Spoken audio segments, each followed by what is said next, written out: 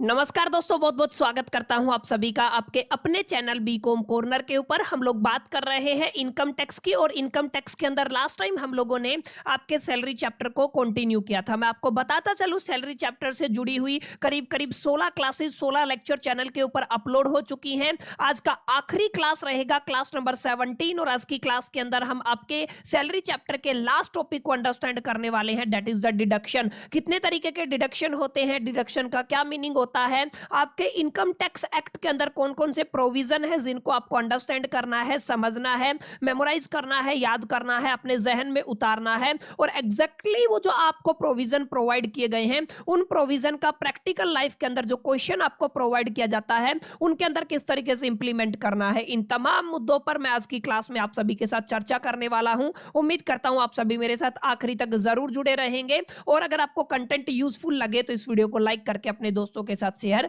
जरूर करेंगे। बहरहाल विदाउट वेस्टिंग द टाइम चलिए शुरू करते हैं। देखिए माय डियर फ्रेंड, जैसा कि मैं हमेशा आपको बताता हूं, हमारा मेन एजेंडा यही रहेगा कि किस तरीके से किसी भी इंप्लॉय की टैक्सेबल सैलरी को कैलकुलेट किया जाए। पहली क्लास से मैं आपको समझाता आ रहा हूं, जब भी बात सैलरी की आएगी, जब भी बात टैक्सेबल सैलरी की आएगी, तो हमें फोकस करना है जो सैलरी है उसके मेजॉरिटी कंपोनेंट क्या क्या है। सबसे पहले आप लोग बेसिक सैलरी की बात करते हैं, जहां पे हम लोगों ने डीए को पढ़ा, ये एक कंपोनेंट है। सेकंड कंपोनेंट आपका अलोवेंसीज होता है, जहां पे आप लोग अलोवेंसेस को 3 पार्ट में क्लासिफाई करते हैं। पहला पार्ट आपका क्या रहता है, फुल्ली एग्जम्प्टेड, फुल्ली टैक्सेबल, और आपका पार्टली टैक्सेबल, ये सेकंड कंपोनेंट है। थर्ड कंपोनेंट आपका परक्यूस्टीज रहता है, जहां पर हम लोग डिफरेंट डिफरेंट टाइप के परक्यूस्टीज को अंडरस्टैंड करके आ चुके हैं। उसके बाद अगला कंपोनेंट आपका क्या था, रिटायरमेंट बेनिफिट। रिटायरमेंट बेनिफिट के अंदर मैंने आपको बहुत डिटेल में जाकर के आप सभी के साथ चर्चा की कि ग्रेजुइटी क्या होता है, पेंशन क्या होता है, लीव इनकैशमेंट क्या होता है, पीएफ प्रोविडेंट फंड या एम्प्लॉय प्रोविडेंट फंड क्या होता है, किस तरीके से इनसे जुड़े हुए तमाम जितने भी क्वेश्चन दिए जाते हैं उनको टैकल किया जाता है, कौन कौन से प्रोविजन है जिनको आपको अंडरस्टैंड करना है। इन तमाम कंपोनेंट के बाद आपका सैलरी के अंदर लास्ट कंपोनेंट क्या रहेगा, दैट इज द डिडक्शन। और अगर आप लोग सैलरी चैप्टर के अंदर टैक्सेबल सैलरी को कैलकुलेट करना चाहते हैं, याद रखिएगा आप जो डिडक्शन लेके चलते हैं वो आपके सेक्शन 16 के अंदर डिडक्शन को एक्सप्लेन किया गया है इनकम टैक्स एक्ट के अंदर। ये थोड़ा आपको ध्यान में रखना है। और एक इंपॉर्टेंट बात बता देता हूं, सैलरी को कैलकुलेट करते वक्त आपको ध्यान रखना है केवल 3 ही डिडक्शन हमारे सिलेबस में है, या 3 ही डिडक्शन होते हैं जिनको आपको अपने जहन में उतारना है, जिनकी मालूमात हासिल करनी है, जिनके प्रोविजन को आपको अंडरस्टैंड करना है, जिनके बिहा पे आप लोग कैलकुलेशन बना पाएंगे। तो तीन डिडक्शन कौन से, पहला स्टैंडर्ड डिडक्शन है जो हम लोगों ने अक्सर डिस्कशन किया है, एक आपका इंटरटेनमेंट अलाउंस रहेगा, और तीसरा जो फैक्टर है, तीसरा मैं कहूं आपका डिडक्शन है, वो आपका प्रोफेशनल टैक्स रहेगा। तीनों को बारी बारी हम लोग अंडरस्टैंड करेंगे। जैसा कि मैंने अभी अभी आपको क्या बताया,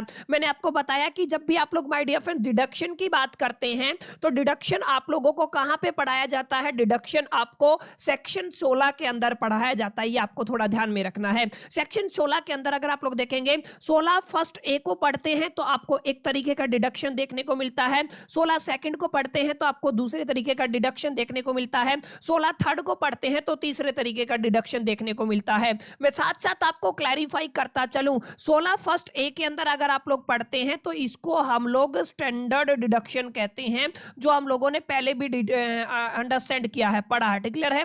तो ये आपका क्या रहेगा, स्टैंडर्ड डिडक्शन रहेगा। सेक्शन 16 और सबसेक्शन सेकंड के अंदर अगर आप लोग बात करते हैं तो इसको हम लोग माय डियर फ्रेंड्स आपका इंटरटेनमेंट अलाउंस कहते हैं। इसको आपको थोड़ा ध्यान में रखना है। अगर मैं तीसरे फैक्टर की बात करूं तो तीसरा फैक्टर माय डियर फ्रेंड्स रहने वाला है सेक्शन 16 सबसेक्शन 3 के अंदर अगर आप लोग जाते हैं तो यहां पे हम लोग प्रोफेशनल टैक्स की बात करेंगे। क्लियर है, किसकी बात करेंगे, प्रोफेशनल टैक्स की बात करेंगे। यहां पे एक बात और आपको जरूर अपने जहन में रखनी है, स्टैंडर्ड डिडक्शन चाहे आप लोग अपना न्यू रेजिम ऑप्ट करो, चाहे आप लोग अपना ओल्ड रेजिम ऑप्ट करो, दोनों के अंदर अप्लाई होगा। माने स्टैंडर्ड डिडक्शन न्यू रेजिम और ओल्ड रेजिम के अंदर मिलता है।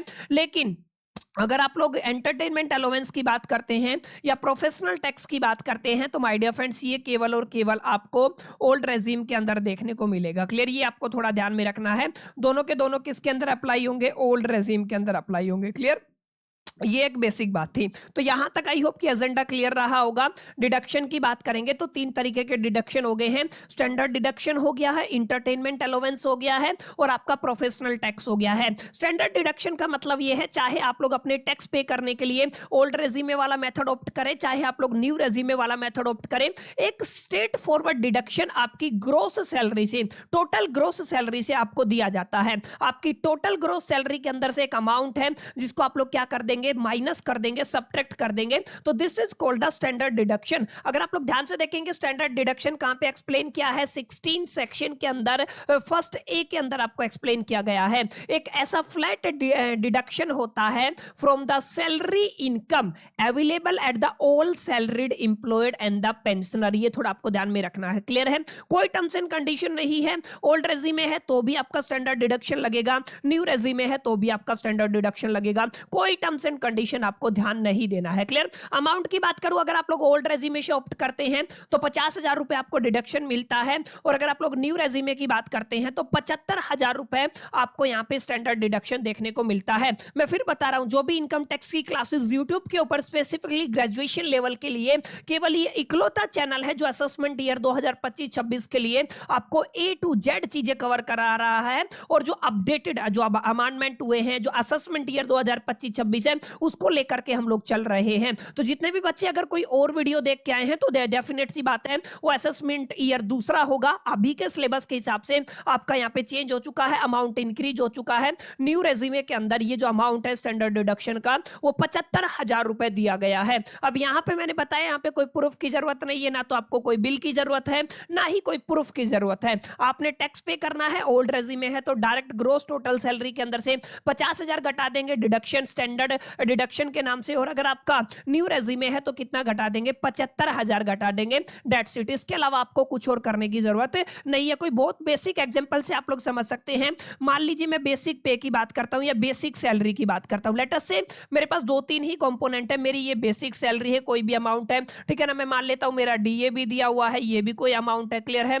मेरे को कुछ कुछ परक्यूस्टीज दिए हुए हैं, डायरेक्ट परक्यूस्टीज लिख रहा हूं, क्लियर है। अब जब आप इसको करते हैं, इसको निकालते हैं, तो ये आपका बनता है जीटीएस, जिसको आप लोग क्या कहते हैं, ग्रोस टोटल सैलरी। क्या कहते हैं आप लोग इसको, ग्रोस टोटल सैलरी। ये जो अमाउंट आता है ना, इसके अंदर से माय डियर फ्रेंड्स हम लोग क्या करेंगे, अगर आप लोग ओल्ड रेजिमे लेते हैं तो 50,000 माइनस कर देंगे, अगर आप लोग न्यू रेजिमे लेते हैं तो हम लोग 75,000 माइनस कर देंगे, दैट्स इट। इसके अलावा आपको कुछ नहीं करना है, क्लियर। तो ये पहला डिडक्शन है जो आपको दोनों रेजिमे के लिए मिलेगा, ओल्ड रेजिमे के लिए भी मिलेगा, न्यू रेजिमे के लिए भी मिलेगा।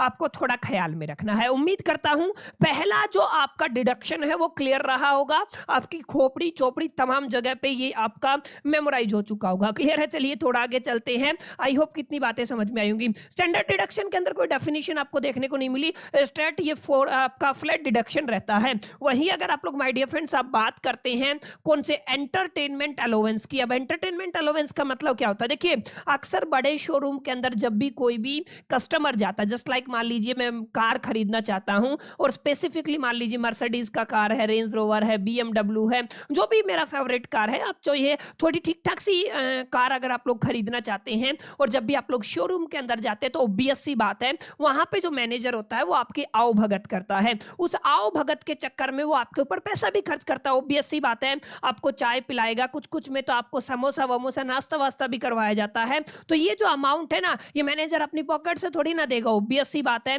तो ये जो आपकी मैनेजर की सैलरी है, उस सैलरी के अलावा मैनेजर को आओ भगत के नाम पर आपको एक अमाउंट दिया जाता है, एक पैसा दिया जाता है, ठीक है, जिसको हम लोग क्या कहते हैं, इंटरटेनमेंट अलाउंस। चाय पानी कस्टमर के लिए स्पेसिफिकली, तो उसको क्या कहते हैं हम लोग, स्पेसिफिकली इंटरटेनमेंट अलाउंस कहते हैं। इस चीज को आपको थोड़ा अपने ख्याल में, जहन में, मेमोरी में रखना है, ठीक है। तो ये आपका कहां पे एक्सप्लेन किया गया है, सेक्शन 16 के सबसेक्शन 2 के अंदर इसको एक्सप्लेन किया गया है। मेरी बात ध्यान से समझिएगा, अगर आप लोग नॉन गवर्नमेंट, अब यहां पे आपको थोड़ा ध्यान देना है, अगर आप लोग इंटरटेनमेंट अलाउंस की बात करते हैं तो बहुत बेसिक लैंग्वेज में मैं आपको समझा देता हूं। अगर आपने बात की है इंटरटेनमेंट अलाउंस की, तो यहां पे आपको इतना भी ख्याल रखना है कि जब भी इंटरटेनमेंट अलाउंस की बात आती है तो हमारे पास दो तरीके के एम्प्लॉय होते हैं। एक क्या होता है, आपका गवर्नमेंट एम्प्लॉय होता है, एक आपका क्या होता है, आपका नॉन गवर्नमेंट एम्प्लॉय या प्राइवेट एम्प्लॉय, आप लोग कुछ भी कह सकते हैं, ठीक है ना।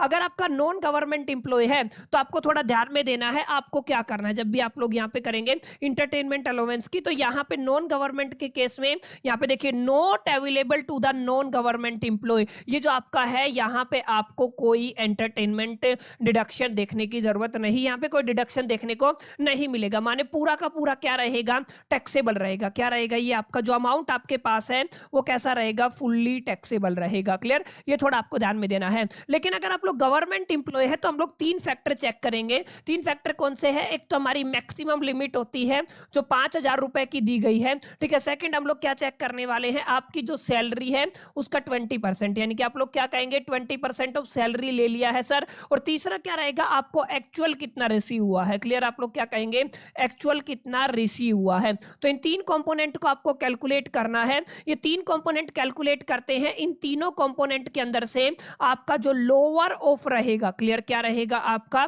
जो छोटा रहेगा वो एग्जम्प्ट हो जाएगा। क्या हो जाएगा, वो आपका एग्जम्प्ट हो जाएगा। क्लियर, ये थोड़ा आपको ध्यान में रखना है। तो जब भी बात आएगी इंटरटेनमेंट अलाउंस की तो केवल गवर्नमेंट एम्प्लॉय को इंटरटेनमेंट अलाउंस प्रोवाइड किया जाता है, नॉन गवर्नमेंट के अंदर ये डिडक्शन नहीं लगता है, वहां पे पूरा का पूरा अमाउंट टैक्सेबल हो जाएगा। क्लियर, यहाँ पे तीनों स्टेप में। अच्छा, ये आप थोड़ा ध्यान रखिएगा, इंटरटेनमेंट अलाउंस इज अप्लाइड या फिर मैं कहूंगा applicable only for the government employ, central या स्टेट गवर्नमेंट कोई भी हो। ये आपकी मैक्सिमम लिमिट है। क्या है, ये आपकी मैक्सिमम लिमिट है। असेसमेंट ईयर 2025-26 के अकॉर्डिंग 20% बेसिक सैलरी लेके चलना है।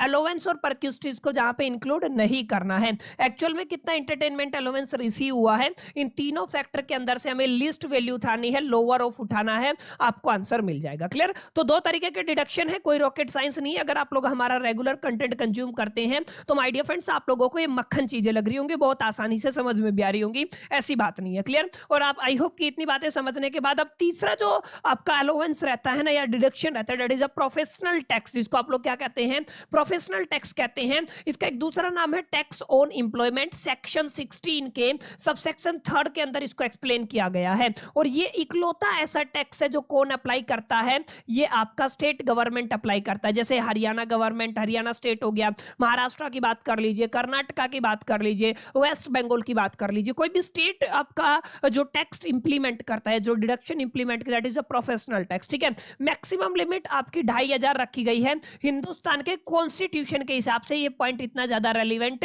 नहीं है, मैं आपको बताऊंगा। याद रखिएगा, जब भी प्रोफेशनल टैक्स की बात आएगी ना, इस पर थोड़ा ध्यान दीजिएगा। क्लियर है, जब भी क्या आएगी प्रोफेशनल टैक्स की बात आएगी तो आपको ध्यान देना है, ये जो प्रोफेशनल टैक्स है पेड बाय एम्प्लॉयर है या पेड बाय एम्प्लॉय है, ये थोड़ा आपको ध्यान में देना। ठीक है, क्या है, पेड बाय एम्प्लॉयर या हम क्या कहेंगे पेड बाय एम्प्लॉय। अगर एम्प्लॉयर ने ये टैक्स प्रोवाइड किया है तो आपको क्या करना पड़ेगा, आपने जो ग्रोस टोटल सैलरी निकाला है ये कैसे निकलेगा, ये ध्यान रखिएगा।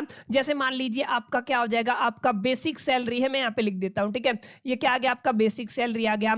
कोई भी एक अमाउंट है, लमसम अमाउंट है, आपने क्या लिख दिया, आपने डीए लिख दिया, ये लमसम अमाउंट है। आपने क्या लिखा, आपने मान लीजिए चिल्ड्रन सिटी कंपनसेटरी अलाउंस ले लिया, ठीक है ना, आपने चाइल्ड एजुकेशन ले लिया, बस मेरी सैलरी का यही हिस्सा है। क्लियर है, अब क्या करते थे हम लोग, ग्रोस टोटल करते थे, उसके बाद डिडक्शन को लेस करते थे। लेकिन अगर आपका ये इंटरटेनमेंट अलाउंस एम्प्लॉय ने पे किया है, एम्प्लॉयर ने पे किया है, तो यहां पे हमें ऐड करना पड़ेगा आपका इंटरटेनमेंट अलाउंस। क्लियर है, याद रखिएगा क्या करना पड़ेगा, ऐड करना पड़ेगा इंटरटेनमेंट अलाउंस। और यहां पे हम लोग निकालेंगे ग्रोस टोटल सैलरी, और फिर से दोबारा से ग्रोस टोटल सैलरी के अंदर से हमें लेस करना पड़ेगा आपका इंटरटेनमेंट अलाउंस। याद रखिएगा क्या करना पड़ेगा, इंटरटेनमेंट अलाउंस क्या करना पड़ेगा, आपको लेस करना पड़ेगा, आपको फिर जाके टैक्सेबल सैलरी मिलता है। क्लियर, और यहां पे याद रखिएगा अगर आपका एम्प्लॉय ने पे किया है, अगर आपका प्रोफेशनल टैक्स किसने पे किया है, एम्प्लॉय ने पे किया है, तो जीटीएस निकालिए, ग्रोस टोटल सैलरी निकालिए, और वहां पर क्या करना है, सिंपल सी बात है, बाद में जाके उसको डिडक्ट कर देना है। क्लियर,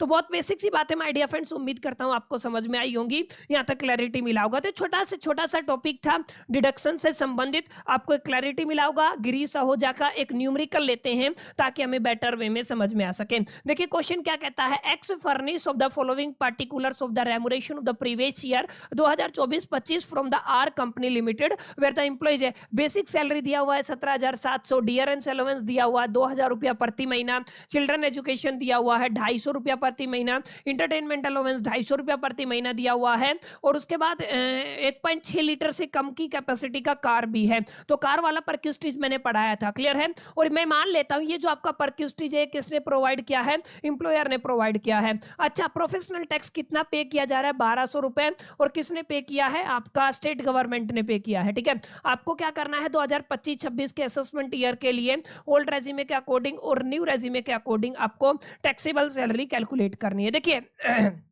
बहुत बेसिक है, कोई रॉकेट साइंस नहीं है, क्लियर है। हम बार बार पढ़ते आए हैं, दोबारा से पढ़ेंगे, ध्यान दीजिएगा, क्लियर है।